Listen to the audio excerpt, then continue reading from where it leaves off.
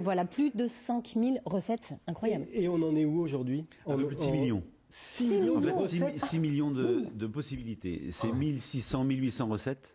Mais avec notre façon de faire, on peut remplacer un ingrédient par un autre. Donc ça donne 1600 recettes, donne 6 à 7 millions de possibilités. Voilà. Voilà, mais ces recettes, il a fallu les inventer, les mettre au point. C'est vous qui l'avez fait?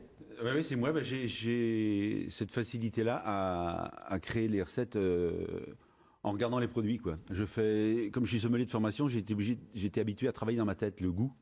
Donc je suis pas obligé forcément de les cuisiner, mais j'arrive à faire les mariages en tête. Les goûts que ça peut composer, et donc c'est comme ça que je crée les recettes. Ouais. D'accord, vous n'êtes pas nécessairement en laboratoire. Il faut dire que les recettes sont des recettes quelquefois assez simples. Hein. L'idée, c'est de cuisiner simple, pas cher, ou enfin avec ce qu'on a, et puis encore en une demi-heure. Moins de 30 minutes, c'est ça. Ouais. C'est ça, l'objectif c'est ça. Les recettes, c'est ça. Ouais. Très accessible. Quoi. Ouais. Oui, là pour le quotidien, quoi.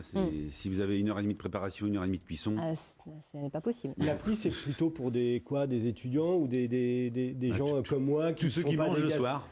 Oui, d'accord, mais... Et qui ont plus d'idées. En fait, même si on sait cuisiner, ça nous donne, avec les mêmes produits, ça nous donne une autre vision, un autre point de vue. Et pourquoi pas utiliser, la blette crue, ou, vous voyez, c'est les retours que j'ai eus. Hein. Nous, on pensait pas, on a les retours maintenant, mais les personnes nous disent ça, quoi. On utilise la blette et la tablette, en fait. Alors vous êtes plutôt blette ou tablette? Au départ, vous êtes plutôt de la main à la pâte, si je puis dire. Tablette, oui. Oui.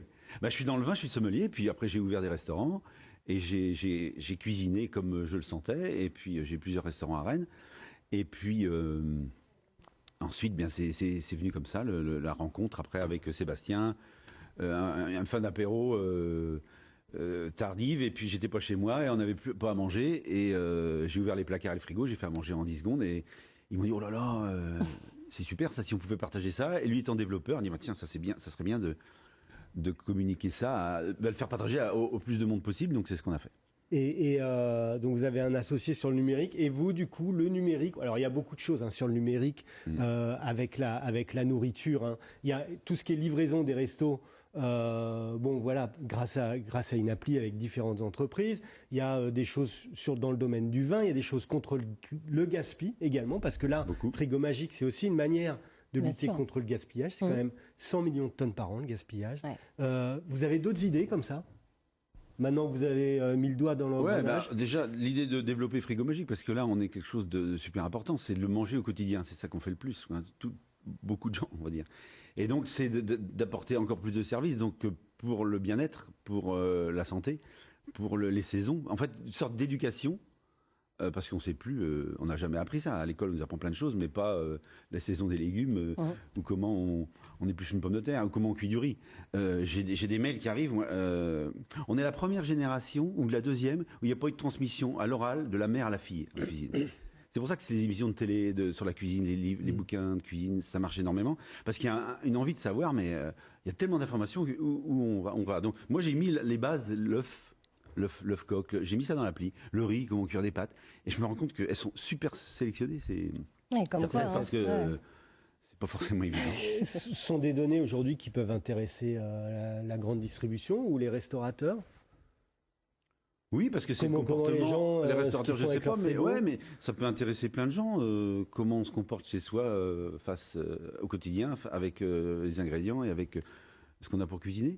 Les étudiants qui ont 5 € à manger de budget par semaine avec une plaque électrique, c'est intéressant. Donc, de voir qu'est-ce qu'ils consomment et ce qu'ils mangent. Donc, on a vu qu'il y a quand même, j'ai entendu ça à la radio ce matin, les résolutions de la rentrée, c'est manger mieux, faire attention à ce qu'on mange, à la qualité, en fait, faire attention d'où viennent les produits et manger mieux. Donc, cuisiner. Ça va pas empêcher d'aller au restaurant, c'est pas la même chose.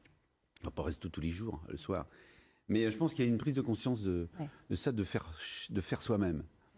Alors, j'en finis là-dessus, vous êtes aussi blogueur, hein, donc sur le blog de Frigo Magique, il y a plein de conseils, des recettes. Vous avez un blog sur le vin, et dans le blog de Frigo Magique, vous racontez que vous avez passé l'été dans un stage de survie en forêt pour nous trouver des recettes.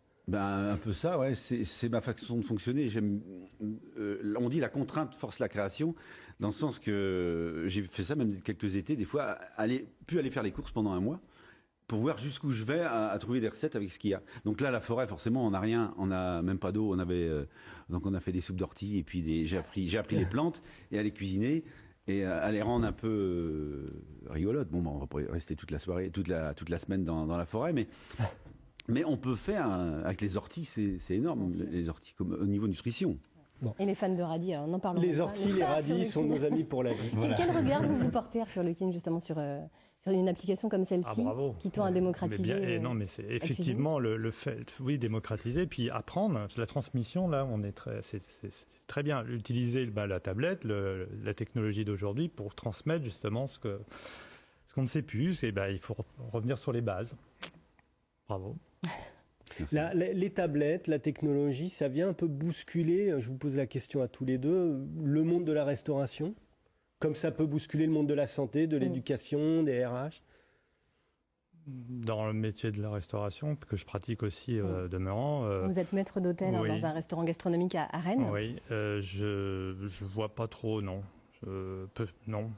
Enfin, on l'utilise pas, on est old school, on va dire. Non, mais ça apporte autre chose. Le comportement, de toute façon, change. Avec la connexion de tout le monde, maintenant, forcément, il y a d'autres offres qui se présentent, et on voit bien. Hein. Le restaurant restera toujours le restaurant. On veut sortir, rencontrer des gens et pas faire à manger. Mais je pense que tout se réinvente. Justement, avec cette connexion des gens entre eux, avec la nouvelle génération, avec forcément, et plus les mêmes budgets pour aller au restaurant, etc. Donc, on est obligé, tout se réinvente. Et on ne peut pas aller contre, c'est en train de se faire, ça se cale, il y a beaucoup d'applis qui se lancent. Il y a 4,5 millions d'applis sur les stores. Il y en a 5 qui sont utilisés le plus par les gens. Il y a beaucoup, il y a 10 abonnés. Voilà, donc tout ne réussit pas, mais ça se fait. Bon, en tout cas, vous revenez quand vous voulez nous donner des conseils culinaires. Hein. Vous êtes invité coparrain de l'émission. Exactement. Et puis, on attend de vous des recettes avec des radis. Il y en a. On ira voir des ce que ça radis poêlés chauds. On mange jamais ça. Je connais. Merci beaucoup, Christophe Boisselier. Merci. Stéphane.